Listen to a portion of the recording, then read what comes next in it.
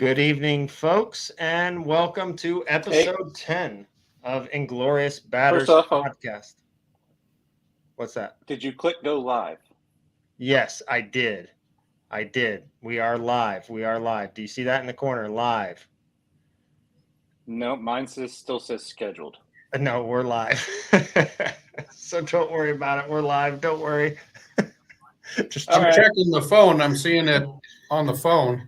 Yes, we're live. All right. Well, all right. Proceed. Hold on.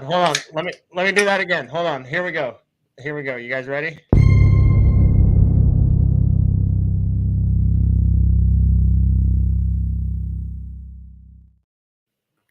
Good evening, folks. We are back. Welcome to episode 10 of Inglorious Batters podcast. As you can tell, a little bit of a different crew tonight. Myself, Adam, here as always with Rob. We are not here with Jordan tonight on episode 10, a monumental episode of sorts. I guess we could call it what? Who wears number 10? I don't. Chipper Jones, maybe? Chipper Jones episode. We'll call it the Chipper Jones episode. We are not here with Jordan. We are here with a slightly lighter complected fellow Jim. Yep. Jim Chapman here joins us as you remember Jim from episode 8 of the Inglorious Batters podcast, of which we were live at Rudy's. Jim, thanks. Appreciate you coming back on again tonight. So we've got a number of different things to talk about here in the podcast. Obviously, this is a fantasy baseball podcast. All full disclosure, Jim is, of course, a member of a league of extraordinary gentlemen, of which both myself, Rob, and Jordan are all members of. So we're going to talk a little bit of fantasy baseball. We're going to talk a lot of baseball in general. There's a lot of stuff moving around in the league right now. You know, Rob, my goodness, we got the Cincinnati Red Hots, the Reds, Joey Votto, the return of Joey Votto, the instant impact. On the flip side, we've got all sorts of other news. Wander Franco benched. We've got, the Dodgers are in third place. What the hell is going on over there? Right.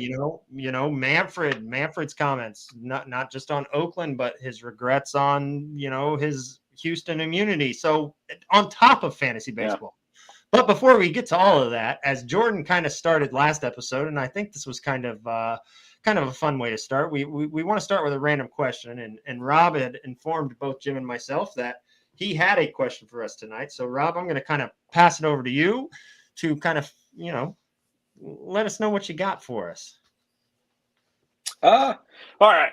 So Jim, I know that you're looking to start a podcast of your own concerned or involving board games, tabletop board games. Yeah. Nerd stuff. Yeah. Board games. Yep. Yeah, okay. I, too, am a fellow board gamer. So my question to you this week, to the two of you, if you could organize a game to play with any three people in history, what game would it be, and who would they be? Do they have to be dead, or did any? No. I would play. I'll go ahead and start. First of all, thanks for having me on the show while Jordan finishes up his jail sentence, and hopefully he gets out soon, gets the ankle bracelet off, and he can be right back with you guys. I would play. It's a game called Star Wars Rebellion. It's a big, huge Star Wars game. It's about a 3 to 4 hour thing, and I would probably play it with George Lucas. And the Mando team. I just drew a blank. The guys doing The Mandalorian, Jon Favreau and Dave Filoni. There's my three. Jon Favreau would be awesome. That would be pretty cool. Yeah. That would be cool. Dave Filoni is the current George Lucas of Star Wars. He was George Lucas's right-hand guy during the Clone Wars cartoons. Knows all about it. Ahsoka is his creation, the character. And I'll stop there. Otherwise, I'm going to end up going deep into Star Wars. I'll stop there. We don't need that. So, yep. All right. Fair enough. And George Lucas. And then, Adam? Of course. Yeah, shoot, man. So I gotta be honest with you. I'm not like unlike maybe both of you. I know definitely not like Jim, but I don't play a lot of board games. Uh, so it's kind of tough for me to sit here and pick. But I guess what I'll do is just kind of pick from like just people that I would like to, just little passions of mine that I'll kind of draw from. So I guess my first one, I would love to sit down and play a board game with Satchel Paige. Give me Satchel Paige. Just maybe it'll be like clutch baseball, or maybe not something that maybe 3-9 baseball. Which, by the way, speaking of board games, I got to get you guys in on this 3-9 baseball. It's a dice driven baseball game. It's awesome. It takes about 39 minutes to complete a game. So yeah, we'll go with Satchel Paige, and then I'll go with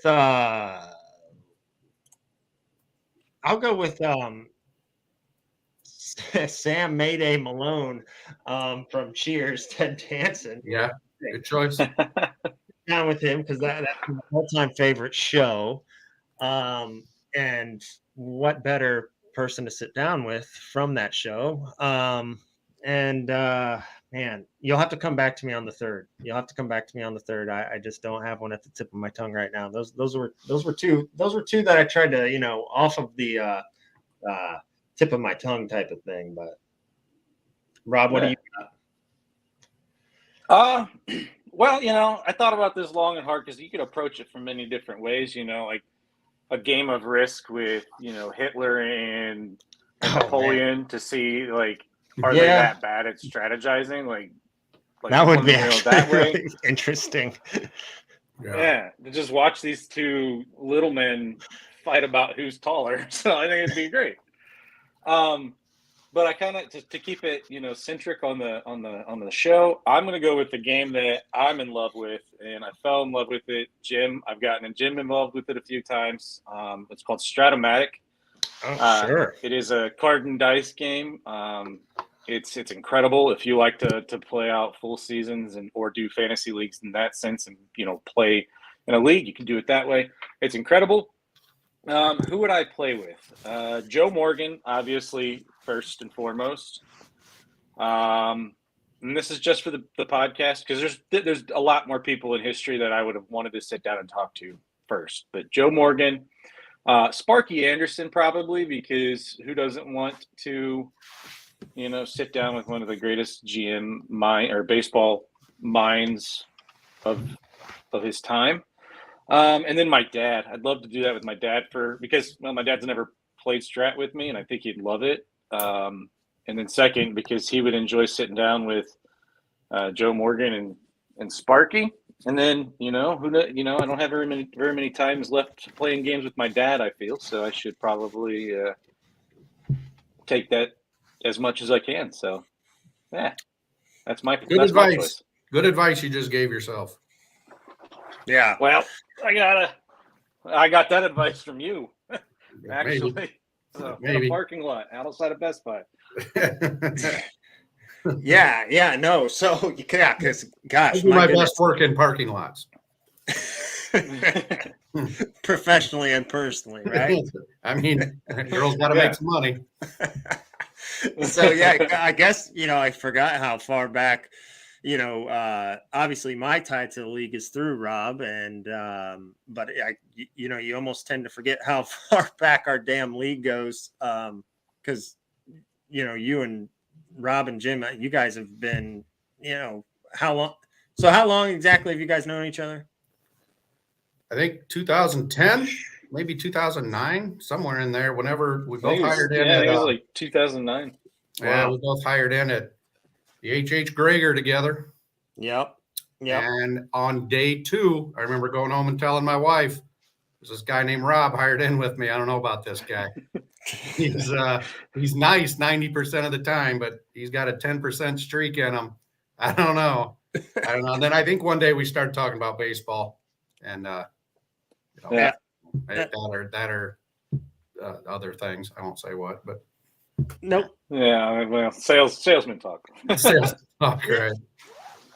All right. Well, so I guess we'll get to the nuts and bolts of the episode 10 here. So welcome aboard, Jim. I guess, Rob, man, let's just start. We're going to get into some fantasy baseball and we're going to get some updates on how everyone's doing. But man, I would be remiss because, Rob, let's just be honest, man.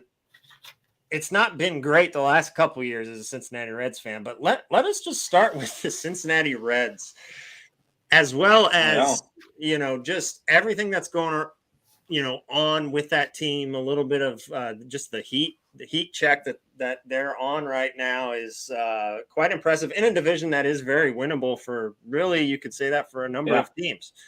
Unfortunately, Rob, I'm sorry, my Guardians could not help you tonight on the Brewers.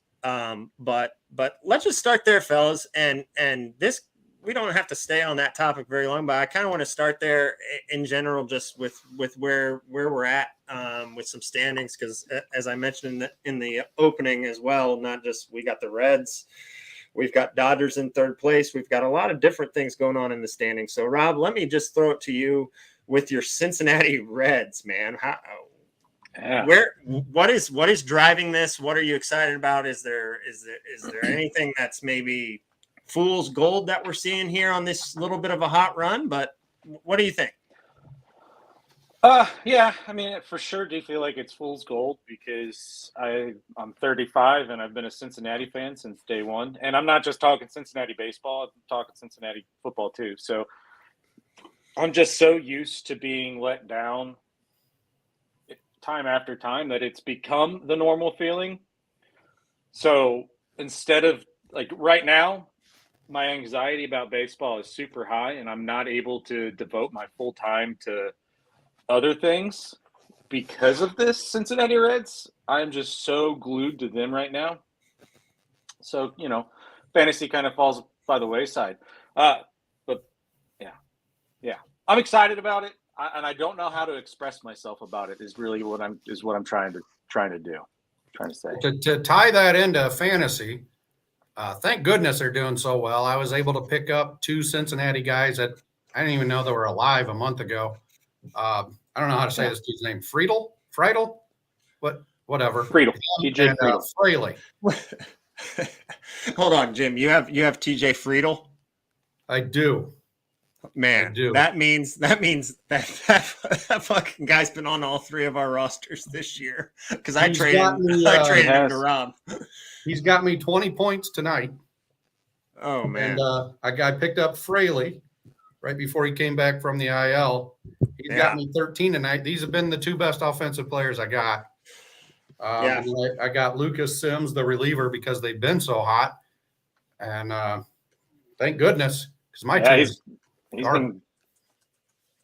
Sims has been racking up some holds, Joe. Yeah, playing crazy.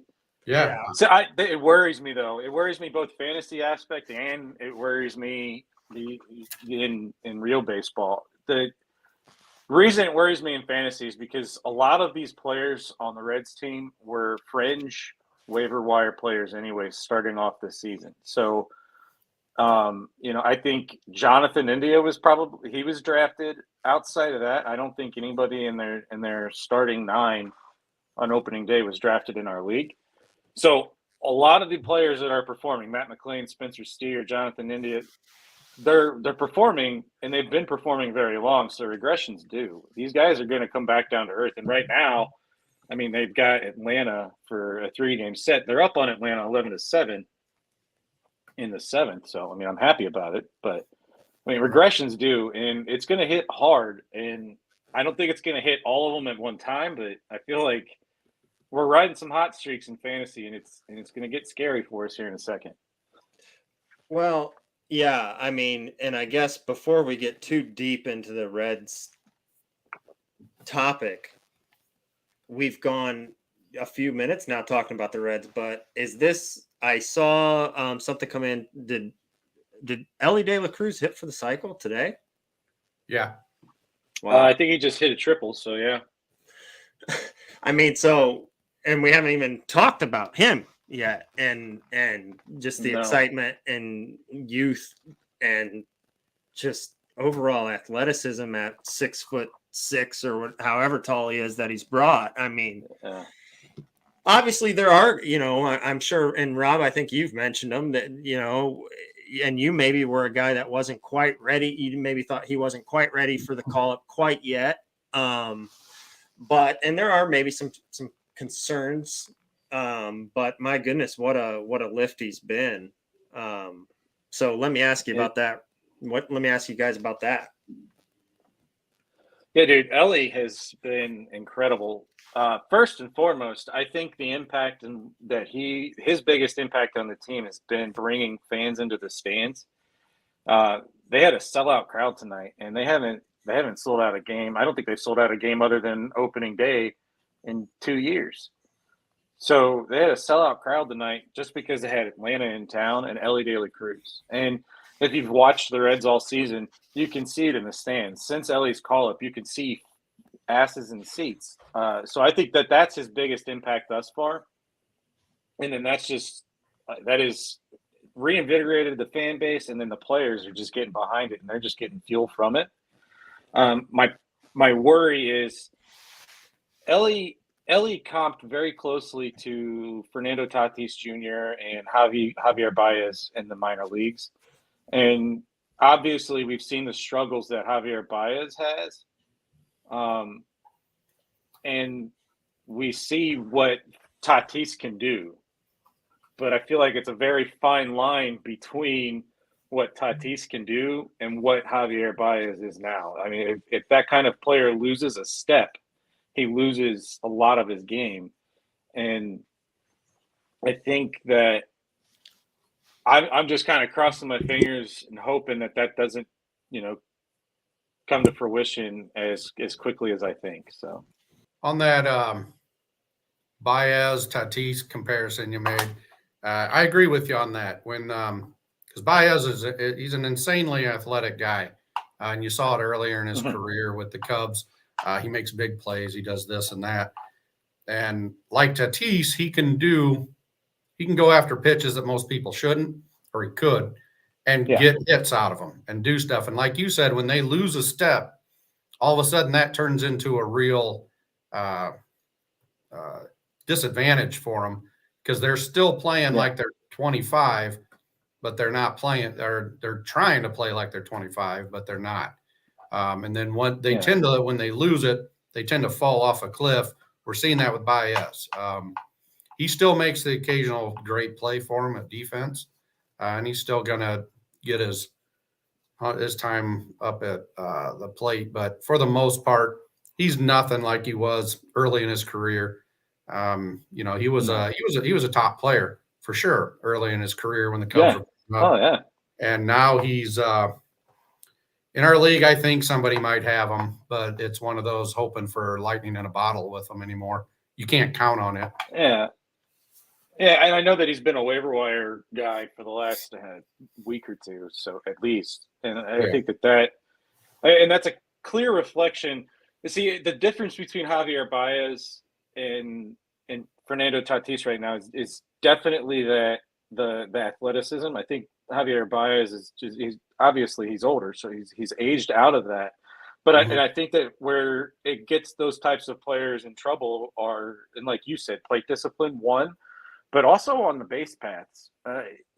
Javier Baez used to do some funky stuff on the base paths, some weird slides here and there, some different pickles he'd get himself into. Yeah. And I see Ellie De La Cruz already does that. And I mean, part of it's the club's responsibility and part of it's the club's fault. I mean, they did come out and they did say that we're not going to instruct him on the base paths and they were just going to let him run free and let his instincts take over, which I do think is a fantastic thing in a young player. Yes. But at some point he's going to get used to that. And then at some point he's not going to be able to be that type of player anymore because he's going to think he's faster than he is. But in reality, he's, near 30 and 2 steps slower. And I could see that being the downfall of his career. It just kind of like Javi Baez is in a sense as well. He was known as that flashy player. I'm going to make these spectacular looking moves. as soon as those moves became impossible for his body to be able to do on a consistent basis, his career started to plummet. I mean, he got into his own head, and now he just can't find a pitch in the strike zone, and he wants to find every pitch outside of it. So he's undisciplined himself from being useful, and hopefully Tatis and Cruz don't do that. Hopefully they stay a little more level about it. I 100% agree with you on that. I agree. Well, Jim, let's move on. Let's go ahead and let's talk about your fantasy team. So, you're the commissioner. You're the commissioner of our league. You've developed and devised this beautiful brainchild that has evolved into this incredible pastime that every one of us in our league have relied on as, I would say, a saving grace in our lives. It's just one step every morning to keep us going every day, right? What is it about the fantasy? What is it about fantasy baseball that makes you want to dive into it as deep as you do? Because you do a lot of adjustments in the scoring. You go through things with such a fine, it's so fine that you find every flaw and you try to correct it. Why is it? What about fantasy baseball that made you want to do that? Number one, first thing, I just like baseball. Baseball fans just like baseball. I am a gamer. We kind of touched on that earlier. Board gamer. So when I look at rules, I'm trying to find ways. A lot of fantasy leagues, and you find this out a lot in Roto, they revolve around the home run. Basically, it's all about the home run. The problem with that is if you have a team that's not hitting home runs, you're probably not doing anything. So you have to try to find other ways for scoring so people can feel like there's different routes to take. It's kind of a board game look at it. You don't want just one avenue to win. So that's why stolen bases are they're over pointed. We give 7 points for a stolen base. You get 13 points for a solo home run, 4 for a hit, 6 for a double. I don't know, 8. I got lost. But anyway, so we had to go big on stolen bases. And it's because I want people to stay involved all year. I enjoy the heck out of this league and everybody that's in it. I want everybody, as much as I want to win, I want everybody at the end of the year to want to come back the next year. And that generally seems to be the case, especially since we've introduced, the league fee to be in. I don't know. I just kind of feel like it's since I want to call myself the commissioner, and Lord and Sovereign, other names, but commissioner of the league. Since you're paying $35 to be in the league, I feel like I need to go through and make sure that there's ways that you want to stay active. It's one of the reasons, and really it's the only reason that we have, Dollar Day on Sunday, where if you win your matchup, you win $1. That's not a dollar's a dollar. You can barely go to McDonald's with $1. But if you do what most leagues do, where you play through the regular season, you get to the tournament, and then the winner of the tournament gets 80% of the money, and the other guy gets the other 20%. That means during the regular season on week 14, if you're out of it, if you have an O for Ethan team, there's not a whole lot of reason to play. You're probably not going to get in the playoffs into the money. Sorry, Ethan. But if you're playing for $1, you can at least play for that.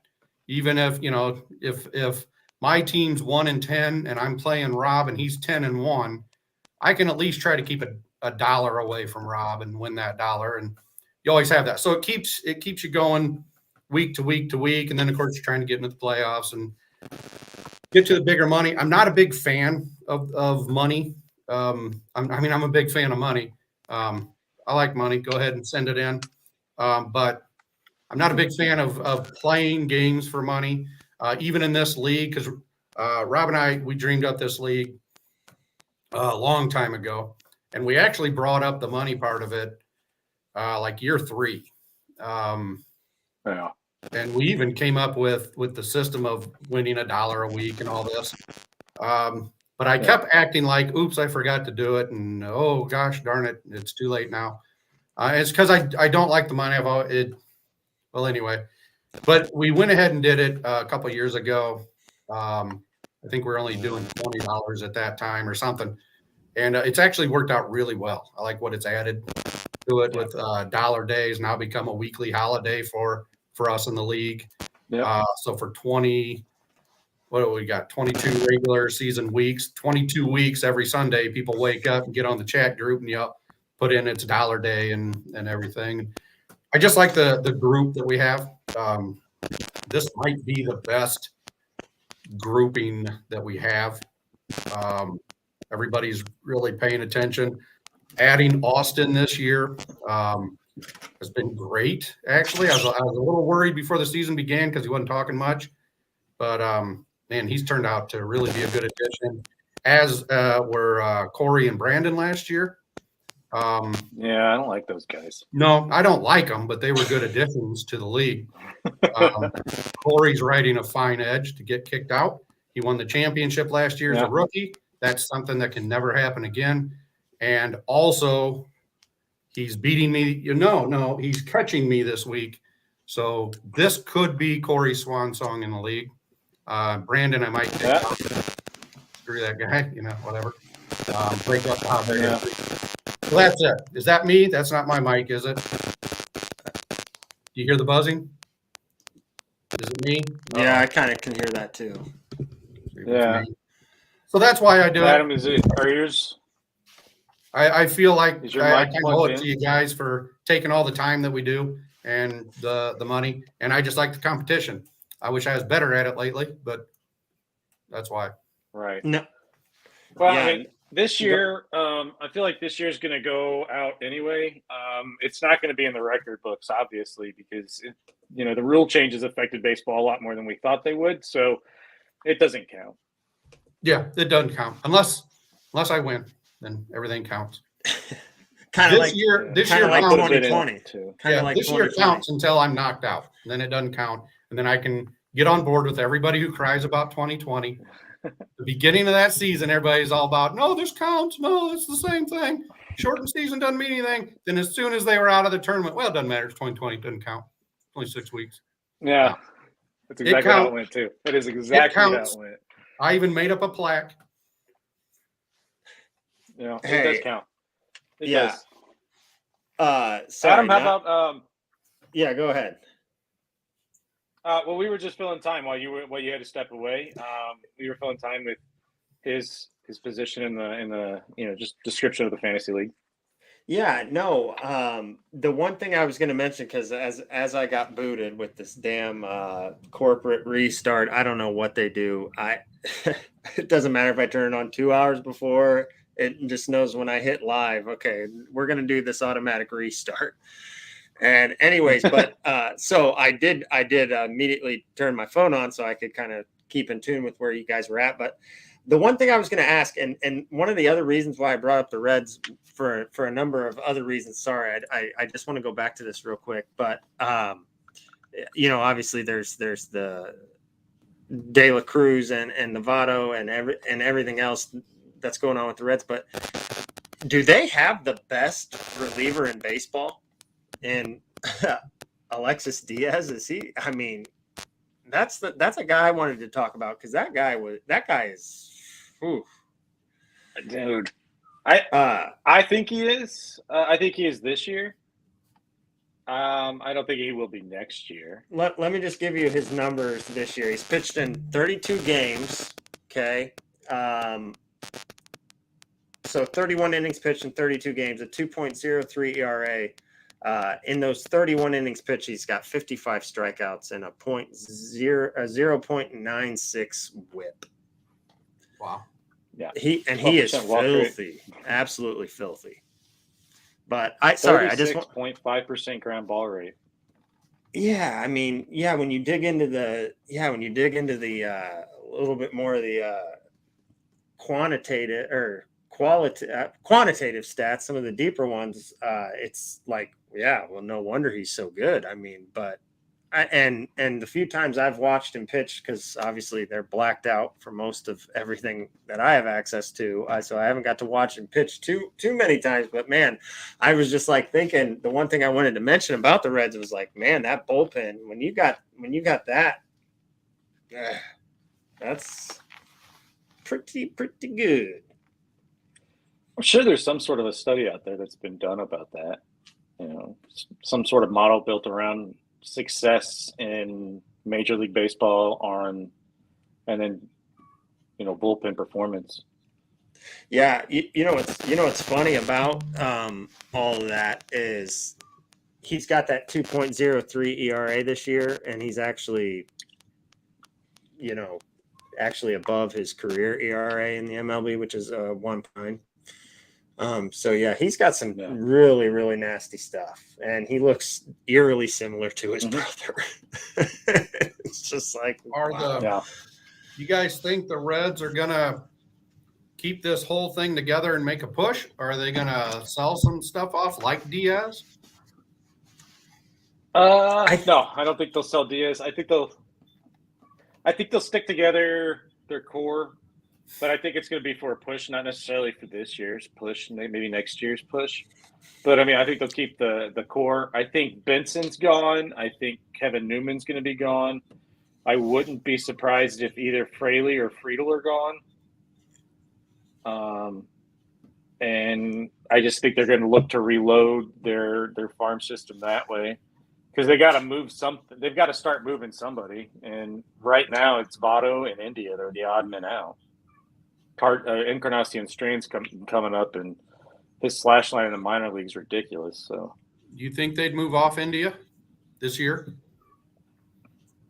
No, I think they'll ask him to do a position change first. So, yeah, I could see that all happen, but yeah. I definitely think they could be, because as we talked about the NL Central and where that division sits currently, and I could see the Reds being one of those teams that it, like so many small market teams at the deadline, maybe adding while being buyers and sellers at the same time, where if they are selling off some piece, it's things that make sense for them moving forward, but things that could also make immediate impacts moving forward down the stretch. I mean, and they're well equipped at this point to do that. RGM Nick Kroll. Sorry, go ahead. No, what was your question? Who would they have playing second without India? Well, Ellie can play short, and then Matt McClain can play second. And then they would put India in left field, and then Votto would see the catch-up's going to be because Votto and Tyler Stevenson are both going to be looking for DH at-bats, because they don't want Stevenson catching too much this year due to injuries last year, so they just kind of want to give him a year of light duty. So in order to keep Stevenson's bat in the lineup and to keep him getting his reps, so there's got to be a lot of workaround, because that first base is going to be either Christian Encarnacion Strand or Spencer Steer. And then what do you do with Spencer Steer if you put CES there? Well, he's going to go to right field. So if right field, I'm thinking, well, Fraley's gone, because they're not going to – but then I'll look at Fraley. Fraley, his rookie season was last year. So it's like – Wow. It's a little deeper than I choose to dive into, but yeah, they have India till 2026. After 2026, right. Yeah, no, Jonathan India, man, I love watching him play. I just thought of a scenario in my head where, the Guardians would trade for Jonathan India and move him to second base and move Andres Jimenez to shortstop. And then it just became a big thing in my head there for a But we second. don't want Shane Bieber. Well, but he's available. He's available. We don't want him. I don't want him either. He's on my fantasy team. I halfway just want him to end up trading him to St. Louis for they would give up everything because St. Louis is yeah, and just to rub it in Jordan's face, bastard Jordan when he gets back, which I see Jordan's been on here, so appreciate you listening in, Jordan, even on your vacation. That's great. Right. Vacation. That's the culture we've built around here. Jim, I'm just glad, to be honest, that you haven't started slurping down a damn Capri Sun here in the last 36 minutes that we've been on. I won't do that because I've hit puberty. So there's the only reason he has to drink Capri Sun is because they don't let him hold anything that could hurt other people, which is why Jordan is not on this week, because he is finishing out his jail sentence. Don't believe this vacation talk. Jordan Marigny is in jail this weekend. Yep. Kept going to the children's zoo and kissing the goats. And goddamn goats. And he's got a group of 20 friends in this league that are all fighting their tooth and nail every week for a damn dollar. So he's not getting any bail money out of this group. No. Nope. All right. I wanted to shift gears a little bit, if it's cool with the two of you gentlemen. I kind of wanted to get your guys' thoughts real quick on Commissioner Rob Manfred. I know we've had our discussions on how we feel about him in our fantasy baseball chat, but he's been in the news recently, of course, and I think on Inglorious Batters podcast, and Jim, as a loyal listener, I think you could allude to it. I think we all kind of gave him his flowers here with, as we mentioned earlier, the rule changes. And I think it's been great for the game, honestly. And I think we've seen immediate impact and immediate results, and hopefully things that will further impact the game. But we've got a couple FUBARs on this Oakland Athletic situation, and then the one, not just his comments, his smug comments about the reverse boycott that they recently pulled, in the midst of their hottest stretch of the season where they won 7 in a row, but also his comments that he made recently about his regrets towards the immunity he gave to the Astros player during that cheating scandal. More than anything, I guess, the timing seems just odd to me. Where, to be honest, for the first time in a while, I feel like that the Houston Astros trash can deal has kind of died down a little bit, finally, just a little bit. Where it's like, man, why did you just even open that back up? So what were your guys' thoughts? What are your thoughts on Rob Manfred in general with these two situations in particular? And any feedback you had on this, his comments on the Astros thing? I'll give him a pass on the Astro thing. Maybe it was just a mistake what he said. His World Series trophy being a hunk of metal. I think I didn't take that like other people did. I thought he was just kind of speaking a little out of turn there. I don't think he really thinks of it like that. He was just, I don't know, bad day or something. I didn't see his comments about this Oakland reverse thing they did. Oh, okay. Well, his comments more or less, just to let you know, was, they had that reverse boycott, which by far gave them their best crowd of the year. But his comments basically were, that's great. It's great to see them basically turn up for an average, what is an average MLB attendance for one night. That's great. Not even like, it was just like, so, and I guess it's just more like the tone deaf nature and of, for a guy that is a commissioner who you think has all sorts of PR people around him, is just like, you're talking about a guy that during probably one of the most ugly times in Major League Baseball since the steroid era, with this most recent lockout, you're talking about a guy during a press conference that was freaking pantomiming his golf swing. Just how tone deaf he is on so many things just kind of just drives me nuts, man. But I guess that's just how most of these commissioners are in these leagues that are kind of starting to become more and more player driven. So I don't know. I guess I'd give him a pass on that stuff. I wasn't that into what the Oakland fan base did with the reverse protest. It seemed like a weird protest to me, that the team puts out this very inferior product, and you reward them with their biggest attendance. I don't know. You just put money into the hands of the people you're protesting against. I don't know. It seemed like a weird one to me. I don't know. I guess I don't have that big of a thought of it, which isn't what you want from a guy on a podcast. But I guess I just kind of ignore Manfred for the most part. I do think there's a decent chance that his time as commissioner is going to be looked at pretty favorably, though, by people that look at what it's done for the league. All of a sudden, you're getting interest from outside casual fans.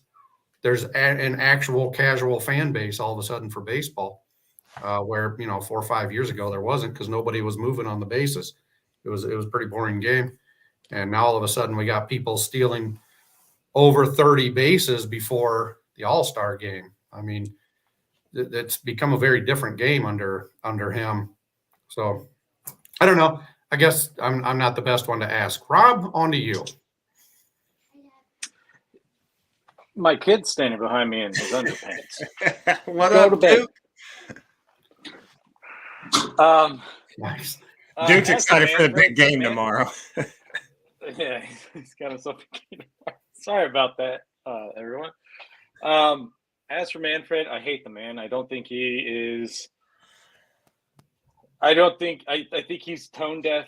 I don't think he listens to the fan base. I don't think he listens to the ownership, and I don't think he listens to the players. I just think that he's. I don't think he's good at his job at all. But that's also a personal bias that I've developed for myself without really knowing anything about him. I just looked at the changes that he's made for baseball, the things he's said. Now, the majority of his changes I like. I mean, I'm not going to deny that. Now, if the robot umpires ever become a thing, I will be pissed off beyond all hell. Yeah, because this guy allowed that. Yeah, I think I don't like that idea. I think it may be here next year. I don't like it. I don't like it. Yeah. I agree with you, Rob, but I also agree with you, Adam. I don't like it, but I think it's going to happen. Yeah. I also don't like his ghost runner idea, but I do think that will be on the chopping block, and I think that'll go away soon. You talking about as for his comments on the his extra inning ghost runner. As for his comments about I mean, him saying that about Houston and the whole, I kind of deeply regret that decision. Okay, that's cool. That's all jolly. But, I could have deeply regretted that decision before I did it. But the fact of the matter is that the fan base told you that they wanted something. You said no, and then months later you're like, man, I kind of regret it. Okay, that just seems like a cop-out. That seems like a cop-out. Again, it's just like you're kind of whatever, that you're just talking now. You're just talking tongue in cheek. Whatever you say, I'm taking with a grain of salt because you're not standing behind the decision that you made. One, and two, you were told this was a bad idea. You should have done something about it long ago, and you've kind of continuously been told that you should have done something about it as well. As for his things, first off, the reverse protest in Oakland is the dumbest thing in the world. The idea probably came from ownership anyways. They organized the whole damn thing and put a bunch of money in their damn pocket. They probably sold 2-month-old pretzels and sold merch from 3 seasons ago, getting a Chris Davis jersey out of the that's what the kind of stuff that they're doing. They're crooks. They feels like a pyramid scheme that just went awry somehow. I don't like the ownership. So as far as the reverse protest, the fans are stupid. The fans are dumb. The ownership is screwing you out of the Oakland A's. It's not the city of Oakland. It's not the league. It's not the commissioner. The ownership is screwing you out of it because they know if they just go a few hours down the road in Las Vegas, they're going to be sitting in gambling money out the ass. They're going to have sports books out on every corner of their stadium, and they're going to be making more money off of that than they would have ever made in a lifetime in Oakland. So it's ownership. So Manfred may have been right. Yeah, reverse boycotting. Okay, cool. You did nothing for them for the rest of the last 40 years. Yeah. Imagine how that felt as a player. You play all season long in front of 8 fans, and then the only time you get fans to show up is when they're actually protesting what your ownership is doing. I don't know. That had to be a weird feeling because I mean, I wasn't at the game. Obviously, I was here, but I don't know. Were the fans even there for the game, or were they just there for the protest? It just feels like that fat drunk chick at the end of the night that wants to go home with somebody, and that's the fans. They're just latching on. Please, here, take my money and stay. Just stay with me. I'll buy you things. Like that's. Yeah, but that's I mean, so stupid. And that franchise is one that's moved from Philadelphia. I mean, but I will say, guys, Oakland. I want to see them stay. I do think there is a problem with ownership. Absolutely. I mean, but I want to see him stay because I just don't like seeing teams do that. But the one problem with that reverse boycott is all that did was now you had all them damn fans in the stands and they don't have enough workers to clean up the trash. So the local possum population has increased because they already had a possum infestation in the visitors broadcast booth. So now those damn possums, those possums are turned into like freaking glizzy goblins eating up all the damn freaking hot dogs and shit like Templeton from Charlotte's Web. The fair is a bearable smorgasbord. Yeah, Adam. Anyways, yeah, and I guess the other thing I was going to mention about Manfred is with on 2 points. First one is with the immunity. Okay, that's fine, but you can say you regret it now, but then you also got frickin' Carlos Beltran, who is never going to probably manage again. So there were actual repercussions to all that were outside of the players. Obviously, AJ Hinch has found his, spot there in Detroit, but Carlos Beltran still has not managed a game. And then the one thing I was going to say with Beltran and with with Manfred. And with baseball in general, the whole baseball is dead. The whole baseball is dead thing. I just don't agree with it. In fact, Jim, I think, I just had it and then I lost it. I think, Jim, you were the one that sent it, but hold on, where is it? There was a stat about Manfred. Or about MLB attendance and just how crazy it's Yeah, how crazy. Oh, right here. So just over this past weekend in baseball, best attended Sunday since 2008 with more than 600,000 fans across MLB games.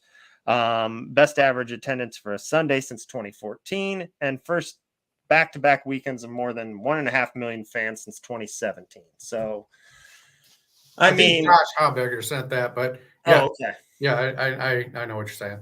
But yeah, I mean, so that's like, man, that is great. A lot of that obviously with COVID, that's kind of derailed everything. But I mean, it's just great to kind of see that baseball is kind of, and maybe with the World Baseball Classic coming into this season too, that helped with some of the momentum. I don't know, but it is just kind of good to see baseball back on the right track again. Mm-hmm. Yeah. So, I think Rob's taking a pee break. If I were a betting man, which I know Rob is, that would be my assumption. But moving on, Jim, just real quick on general baseball news, I wanted to get your take on it. With just looking at kind of where the standings are at right now, well, actually, let me ask you guys something different. Let me go a different path. What are your guys' thoughts? And because I think this will segue into a question that Jim posed all of us to come up with, because we'll kind of transition into Jim's segment that we'll get into. But what did you guys think about Wander Franco getting benched? I mean, that was kind of big news. That's crazy. That was something else I wanted to bring up. I was actually talking to Shane earlier about this. Here's the thing. Here's what I find so fascinating about the Wander Franco thing. And I've seen people kind of compare it to the Tyler O'Neill thing from earlier in the season.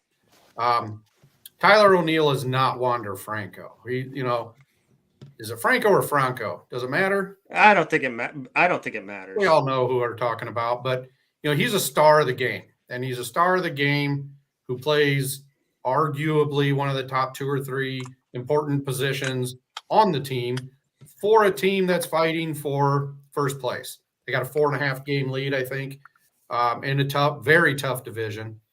And yet, whatever he's doing, they were comfortable with not only sitting him for a game, but out of the blue calling him out for it. This came because 2 weeks ago, you didn't know anything was going on with Franco and the Rays. And now all of a sudden they come out and say, we're sitting him because he's a man child and, baby can't keep his temper tantrums to yourself. So there's obviously something big going here that I'm wondering, is this just like the first leak in a bursting dam for Wander Franco or the Rays, or is it just a wet spot on the bed sheet of life? I mean, I feel like it's got to be big. Whatever went down is big enough that they called him out when nobody was asking questions about it. When they could have easily said it's a maintenance day off, but they made sure people knew what was going on. Tyler O'Neill isn't that kind of player, so I don't consider it the same thing. This is your star on a team that's fighting for first. This is one of the best teams in the league, and they're shortstop, good hitting guy. I mean, I think it's a big deal, and it could have repercussions down the line. Yeah, no, I mean, and on top of that, it's one of those deals where not only did they bench him for one game, which I think anytime you bench a star player for a game, that sends a message, but he's not playing again tonight. It's 2 games now that they've benched him. And on top of like what you said, I don't think Wander Franco is Tyler O'Neill, or vice versa. I don't think Tyler O'Neill is Wander Franco, but I also don't think that Oliver Marmol is Kevin Cash, because I think Kevin Cash has built up enough, spare the pun, enough cachet with his players where he's earned some respect. And, when he's benching him for 2 games, it does kind of make you worry a little bit because of what Tampa Bay has built and the culture that they've built down there. Mm-hmm. It needs to be 100% buy-in especially for the star players that you hope to lock, that that are going to choose to stay in Tampa Bay at Tropicana Field, and all just all the things you don't get that you could get in a big market. But you need all of that to work for this thing to work. And it does kind of make you worry a little bit. I do have faith in Kevin Cash. And I think he is trying to send a clear message right away that, hey, this is not going to be about you. This is about being a teammate. And I think in his quotes to this benching, he's said such, but when Harbaugh did it had the energy of a new manager.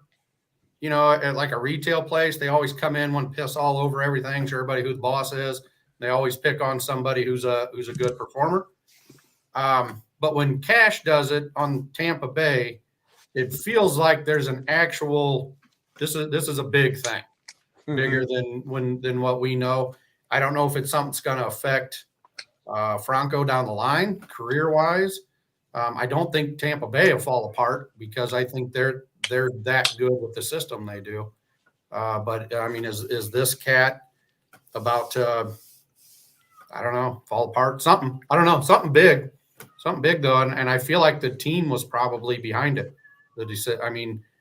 Behind Cash on his decision with, we got to do something. This dude's starting to disrupt what we got going here. Yeah. Rob, what do you think? I think the fact that Franco hasn't said anything publicly and that the team hasn't said anything publicly, I feel like it's probably more. Here we go. I do have to display this. There you go.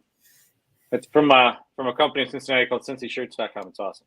But I do think it's more or less a thing where they've experienced a difficult player and the clubhouse has experienced a difficult player or a difficult personality to be around and needed to hone it in. And after conversations, I can't speak for what actually happened, but I feel like Kevin Cash has earned enough respect around the league that it's not just something that, them two got into an argument or something. It has to be something deeply involving the team. Yeah. Because Cash is a professional, and he's not gonna let that get in the way of things. So I don't know. I hope it's just a learning moment for Franco, because he's got a lot of potential that could go to the wayside if he doesn't fit in with the team. And the fact of the matter is that's part of your job, fit in with the team. So if they tell you got to change something about you, you got to change that about you. Yeah. Yep. Absolutely. Can't hear you, Adam. The thing about it is, the crazy thing about everything with Franco is, and I don't know, have they said anything about what caused this? Because the thing about, where we talk about the Tampa Bay culture, I'm not talking about, hey, you got to play the game the right way. Because you got a Rosarena that just sits there and, he struts around the bags. They've got plenty of, energy, and I think they encourage it. So it's nothing about that. It's got to be something either in the dugout, in the clubhouse, things that are transferring from the at-bats into the I don't know, but it's interesting with that team in particular, because it's not like they're managed by Tony La Russa. So he's probably like a titty twister kind of guy, and he keeps giving dudes titty twisters in the locker room, and it's pissing everybody off. And he's mean, calling people names and stuff. Like, you're just a big dummy. And everybody's feelings are hurt. I don't want to be called a big dummy. Sack tapping everyone. Yeah. So I'm looking at RotoWire, and there's no news on him. So okay, all right. Well, we'll wait and see. But Jim, I thought maybe I would give you a little bit of a stage to kind of preface. We'll kind of go with your question, and then we'll hit some of our housekeeping topics here before we head on out for the night. But why don't you go ahead and kind of tell the audience what you posed to Rob and I in our group chat here coming into the show, Prep. All right. First of all, again, before I start, again, thanks for having me on tonight. It's been a blast for me. I don't know baseball like you guys do, but I'll talk about it. And second of all, Jordan, just, stay on the straight and narrow, and probation will end before you know it. Anyway, what I am interested in is we're about halfway through the season at this point. Are there players that you see that are enjoying a good first half that you think are going to slide off for the second half? And I don't mean slide off. They go from batting 280 to 250. I mean, I'm talking, they almost just disappear. Trying to think of a recent example, and I can't. And conversely, is there a player that you see who's not doing much of anything for the first half that you expect to take off for the second half? Now, I know this is a weird question because it might come in the way of somebody that you're trying to trade for or two. Everybody from the fantasy league, you're going to have to click off now so you don't hear the answer. But I was just wondering if you guys right, bye. If you guys see anybody, I'm going to start with a player that I think is going to blow up second half. Blow up in a good way or bad way? In a good way. Okay. I'm going to start positive so I can end negative. That's how I like to do things. He's doing all right. He's not having a bad first half. He's not having a bad first half. Matter of fact, let me pull it up while I go into it. But he's not having the kind of half that we're used to seeing from this guy. And I think second half he's going to blow up, and that player is Vladimir Guerrero of Toronto. Okay. Yeah. He doesn't suck by any means. However, if I knew he sure doesn't. He sure does not. Hold on. If I knew how to spell, I could finish this thought. He is, through the first half of the season, sitting over 270, 275 to be exact. He has 9 home runs, 3 stolen bases, which is actually good. But that's not what you're in a fantasy perspective. 9 home runs and 270 is not what you spent your money on for or traded for Vladimir Guerrero. No. You want to be 15 home runs and above, I would imagine, batting in that 280 to 290 range. So I think next half he's going to do that blow up, hit over 300 for the second half, which will bring his average into that 280, 290 for the season. And I think he still ends up with about 35 home runs. Well, and, he certainly, he's got the track record to do so when you look at some of the end of season numbers he puts up. And you also combine that with some of the ballparks, quite frankly, that he will get to be playing in, with some very short porches and multiple ballparks. But I could easily see that for Vladimir Guerrero. And he is a type of guy that, he's going to be usually like within a top 10 pick in most fantasy baseball drafts. And, the Blue Jays, they're a team that, my goodness, the All-Star ballot is very heavy. Toronto, I even see where Kevin Kiermaier, Jim, your boy Kevin Kiermaier, made the next cut of the All-Star ballot run. So that's how it's like, wow, this is a Blue Jay heavy ballot. He was actually going to be my pick for this, but then I thought you guys would turn off my camera. Kiermaier, baby. Yeah. You watch. Yeah.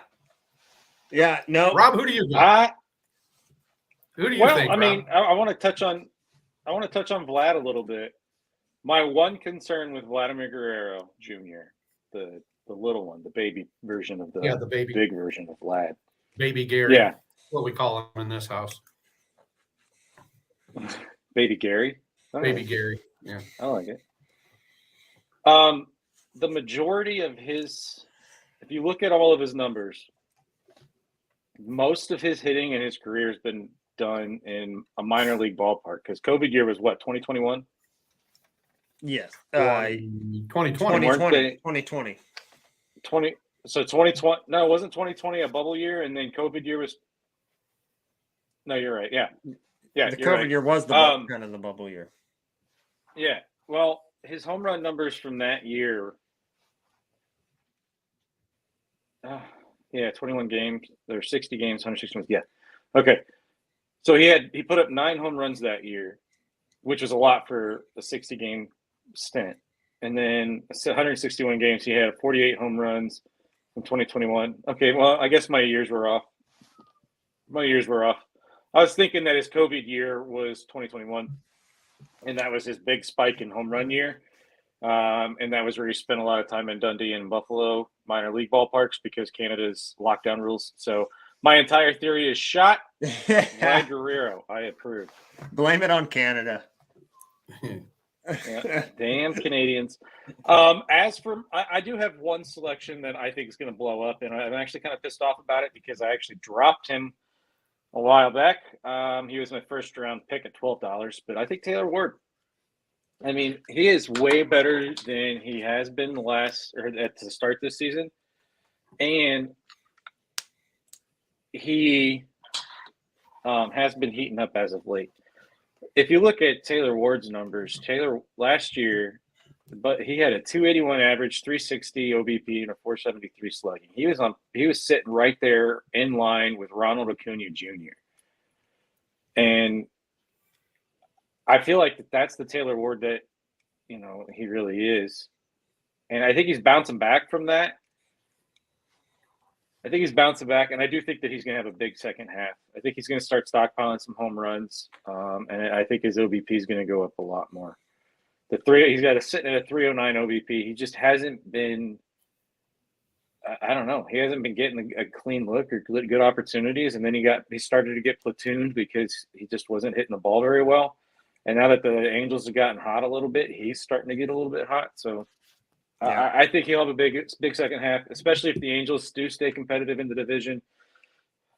So I could easily see it as well. Yeah, this might be the year, guys. This might be the year we get to see Shohei and Trout in the playoffs together. Yep. That's assuming they don't trade Shohei at the deadline, which won't happen. But yeah, Jim, I appreciate this question that you've posed to us because it is kind of a weird year that we've seen in the MLB where you've got, on one end you've got guys like our chat's been mentioning here, Luis Arias, he's flirting with that 400 kind of, maybe I don't know if he's still, I don't think he's at 400 now, but he's within striking distance and the guy has 5 hit nights, any day of the week. But you got guys like that are on fire. But then on the flip side, you got guys like, ace quality pitchers like Zach Plesac that has now gone through waivers without being claimed, and he's back in AAA for the Cleveland Guardians. So I mean, it's a best of both worlds here. But my pick for guys that I think is going to turn it around, and the numbers have not looked good this year, but I'm going to go on a pitcher for a starting pitcher because there's a litany of these you could choose from that could maybe hopefully turn it around. But I'm going to go with Sandy Alcantara. It's a good pick. I mean, you're talking about a 2-6 record with a 5.08 ERA, 95 innings pitched, 78 strikeouts. His whip actually is only 1.25, which he's got a career whip of 1.16, so it's not terrible there. Where I think he's got to get this turned around, and I guess this is what's crazy about the Miami Marlins when you look at them, because they're right in the thick of things there in the very tough NL East with the Braves, and doing this largely without a whole lot of contributions from Sandy. But when I look at some of his percentile rankings, the things where I'm like, all right, you know what?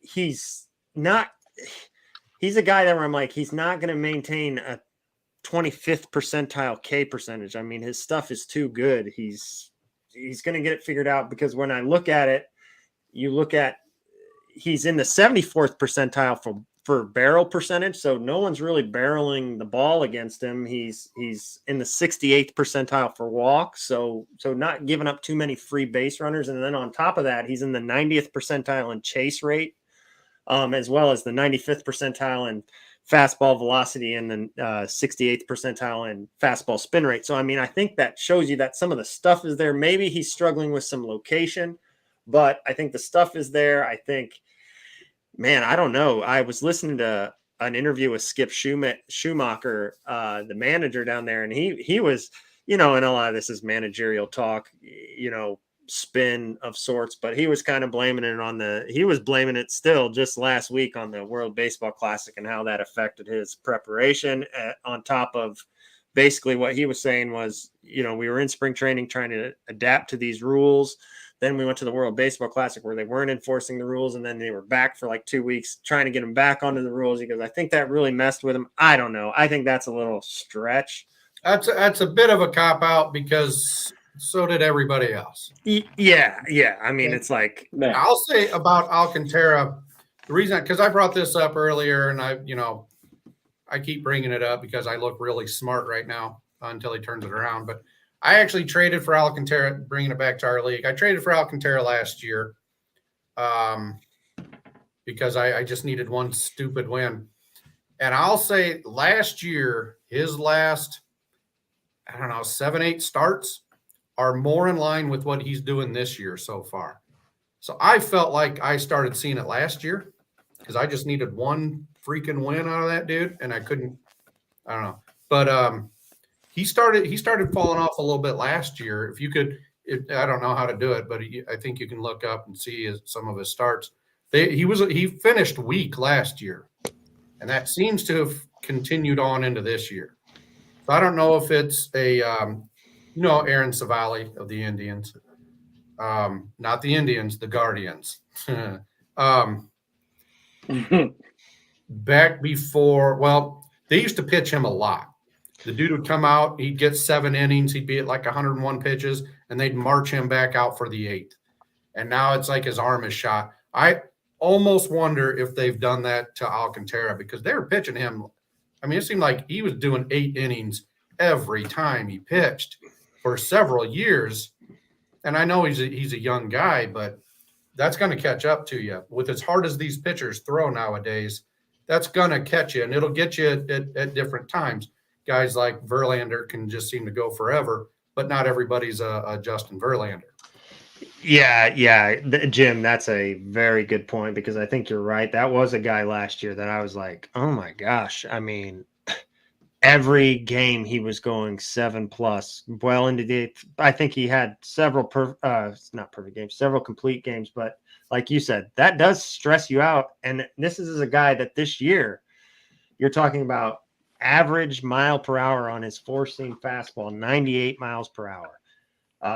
He throws a 91 mile per hour changeup, for God's sakes. I mean, that is absolutely insane. Yeah. I mean, his slider's touching 89. I mean, so that the torque that puts on the everywhere. Yeah, it's just insane how these But I mean, he hasn't lost any velocity at all. So I mean, that would kind of rule out any kind of arm fatigue or injury. And if you look at all of his underlying numbers, I mean, his swing rates are in par with what he did last year and the year before and throughout his career. Yeah. I mean, I don't know what's wrong with him.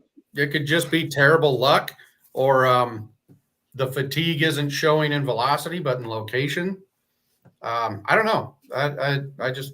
But I mean, his strike zone and out of strike zone and his swing numbers and all of it's, they're pretty much identical to what they were last year. He outside of strike zone swings 34.9, zone swings. So I mean, that would mean at 69.7. I mean, that would mean that everything's still rather contained, and his walk rate's not too elevated. No. Yeah, I don't know. So that's why I think I think that's why he's poised for a turnaround, man. I don't know if it's just not hitting spots, getting behind in the counts. Maybe I don't know if he's tipping pitches, but something with him. Something he's a good pick. I hope you're right. I do like the guy. So let's go to the flip side then. let's go to the flip side then. On players that you think are going to, or players that are doing well that are going to fall off a cliff. All right, I'm going to start. Before I do, saw another couple names: Jose Ramirez. Yep. Juan Soto. Which for both those guys, it's like, my goodness. I mean, I know it's different when you look at them in points scored in our league, but those guys are both top 20 players for points scored in the league, but not even really scratching the surface on what their career averages are. Yeah. So the guy that I think is going to fall off, and I don't know that I believe this, but I'm going to stay consistent with something that I have said at the draft for the past 3 years. I am going to say the guy that I expect to fall off, because every year at draft I say he can't keep it up and he's going to get injured and it's too much, and that is Shohei Ohtani. Every year at the draft I don't bid on him because, by God, this is the year he's doing too much, and I'm going to go with it again. I don't know that I believe it, but I am nothing if not consistent. I'm going with Shohei Ohtani. Surely God didn't make this good of a baseball player and put him on that bad of a team. It's just too much for me to think about, so I'm going to Shohei Ohtani.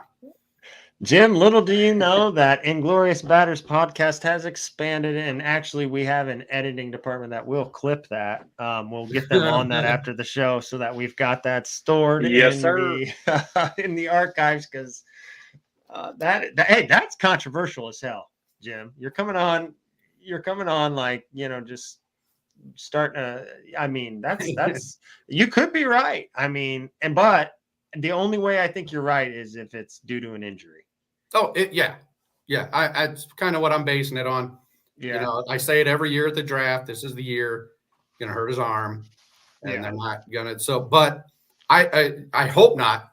I don't want it to happen. I would get no joy out of it, but I'm just to be consistent. I'm going to stick with Shohei. Yeah. I hope it doesn't happen. Guys, but I'm a pretty smart guy. Look at you are smart, Jim. You are, and you're well spoken and well written. You're very eloquent and both the spoken and good written head word. of hair. I am all of that. Yeah, for sure. Yeah, for sure. But guys, Shohei Ohtani, real quick. I saw something, and this is a guy that honestly I feel like. And I'm really kind of bummed at myself because I feel like I don't appreciate him near as, and I think a lot of that is what a lot of people bitch about, that he's stuck on the Angels. I can't stay up to watch him. I'm not staying up that late. It's hard enough to stay up that late to watch my own team, much less the Angels. But I feel like, I've not appreciated what I'm seeing, and I just don't know how long he's going to be able to do both. And we're never going to see this again, or that's what they say. But I also saw something that was really surprising to me, where the top vote getter in the All-Star ballot wasn't Shohei Ohtani. It was Ronald Acuna Jr. And not only that, but Ronald Acuna Jr. almost had 2 times the amount of votes as Shohei Ohtani. And I just thought that was absurd. I love Ronald Acuna Jr., but my goodness. Yeah, that seems crazy. I mean, if anybody deserves all the votes, it's Ohtani. I feel like Ohtani gets a guaranteed vote for basically however many people are in Japan. So I feel like Japan must not be showing out for him or something. Yeah. Come on, Tokyo. Jim, you just lost all credibility is what Shane's telling you, man. Rob, who do you got, man? You're not going to like it. And I'm not going to like it either, but I think Jonathan India is poised for a much different second half. They're talking, they're talking potential. They've even mentioned the word trade. Now they have come out and rescinded that and said no, they're not interested in trading Jonathan India. But dude, imagine the haul you could get. You could get an absolute haul for that. I don't want it. He's my favorite. He's my favorite red right now. Current red. I know. I just want him. But I mean, if he does inevitably, if he stays with the Reds, a position change is going to happen. Just the future won't allow for India to play there. His defense isn't necessarily where it needs to be to maintain a second base position or an up the middle position. So I think Jonathan India is going to see some major setbacks in the second half just due to busyness, learning a new position, and just a lot going around him. I don't think that he's going to suck, and I think that he's still going to be a valuable fantasy asset. I just don't think you're going to get the numbers you've seen right now.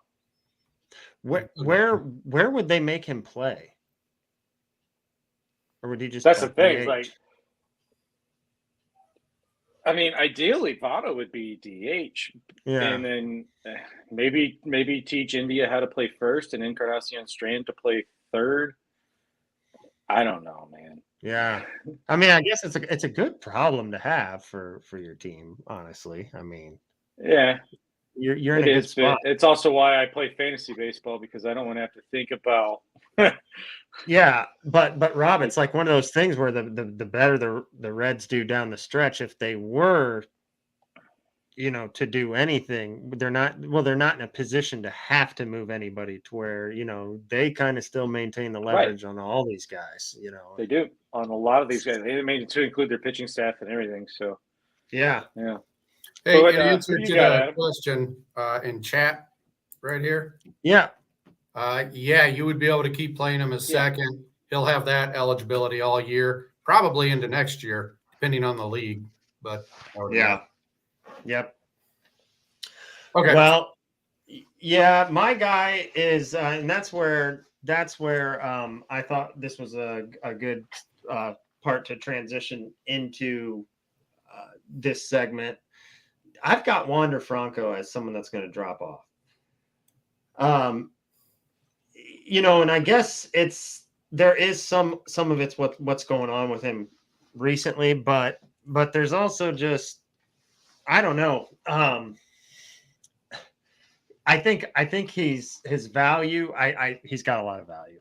He's a good player, really good player. But I think in our league in particular, his value is a little overshadowed by the fact that we do give so much towards the stolen base, where he's got 24 of them already this year. That's incredible.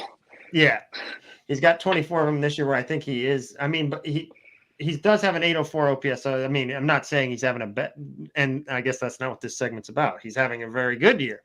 But I think when I dig into his numbers in particular, what worries me about him and where he's hitting in that lineup, I mean, he's only 22 years old, so there's plenty of room to grow. But average exit velocity, hard hit percentage, and barrel rate, as well as his walk percentage, he doesn't strike out a ton, but he doesn't walk really either. But all as far as his average exit velocity, hard hit percentage, and barrel percentage, they're all under 30% all under the 30th percentile in the league. So I just think that is a recipe on top of his the other number that they grade these shortstops on is arm strength. He's actually 34th percentile in arm strength in the league. To where it's like, you're playing kind of a primetime position on a team where I think defense is a huge, you're the captain out there. I mean, at shortstop for most teams. So that's who I'm picking to kind of maybe drop off. Hey, maybe it won't happen. I mean, that's a good pick, especially in light. And I want to put in my real pick for this. Yeah, go ahead. Is Arias. He's hitting about 400 right now. Yeah. I don't see that going on. That's impossible. Yeah. I just think Ohtani's doing too much, and I'm just staying consistent with my draft. I don't really believe he's going to fall off, but I want to be consistent. But I do think Arias is the guy that's going to fall off. You talked about Franco being the leader of the team, and I think that's how a lot of people look at shortstops, especially – this is something Shane and I were talking about earlier. Us older guys, we have the example of the Cal Ripken Juniors, Barry Larkins, even Derek Jeter. These guys were actual leaders of their team, the shortstop, and if it's a good catcher, the catcher. Those guys kind of defensively lead the team. I don't know that you see that much anymore out of your shortstops. Tatis came up as a shortstop. There's no way he's a leader of the team. Franco, I don't think is. I don't think people are thinking of that. I don't think that's a role that they fill like they used to. You look at Francisco Lindor in New York. Yeah, I don't know. I don't feel like that. I know, you got to throw it in there. I just don't know that it fills that role. As a matter of fact, as clownish as he's kind of become, I look at Baez as more of a leader than I do those other guys that we named. Now he doesn't have the ability where he can, back it up, but I do think he's a vocal leader type. That I just don't see the shortstops doing anymore. And he's on a team that lacks a lot of that veteran, leadership. Other than obviously Miguel Cabrera, I can't say that 100%. But all right. Well, I guess that kind of wraps things up for tonight. Unless you guys got anything else you want to get off your chests here before we thank some of our sponsors. What's that? You're asking for comments? First of all, I want to vote on this. My vote is no. I vote for Jordan. I appreciate it, Shane. That's 30 years of friendship right there. Yeah, he doesn't really think I'm better than Jordan. The question for the audio only listeners was Shane commented, I believe we need a vote since the end of the show is near. Who thinks Jim should replace Jordan permanently? You got one vote, Jim. Shane I got one vote against me too, and it's mine. No, man, we appreciate all your help filling in for Jordan. We'll have to do it again for sure. Maybe we could get the four of us to do a four square, little Hollywood Square action. Maybe get Whoopi Goldberg in here one of these days. All right. Yeah. She used to be funny. Rob, anything else for you? No, man. Reds won 12 straight. So I'm going to retire to my bedroom and wake up and go watch baseball tomorrow. And I'm excited for life. Yeah, absolutely. We want to give a quick shout out to our good pals at Old Fort Baseball. Please go check them out. They are the keynote sponsor for season 1 of Inglorious Batters. They've actually got some really cool stuff. I don't know if you guys saw it, but they've got some cool stuff that they've launched for both the Evansville Otters of the Frontier League Independent Baseball. They're out there supporting local baseball. They've got a cool design in their team store, as well as the Jamestown Tarp Skunks, another independent baseball team. They've got a couple designs they did that are you can find them online or in their team stores, but please go ahead and check them out. When you're at their website, oldfortbaseballco.com, go ahead and use our code BATTERS, get 15% off your order. So other than that, guys, we will be back in 2 weeks, and that's about all I got. Thanks for having me on, guys. I enjoyed it. I'll do it anytime. Absolutely, Jim. Appreciate you. I don't have friends. This is it for me. Yeah, no, man. Hey, we're all in the same boat there, I think. it's like this is about what we got, man, as far as social life goes. So right. One of these days we'll have to get all back together and do it in person again. Absolutely. That'd be fun. All right, fellas. We'll see you guys in 2 weeks.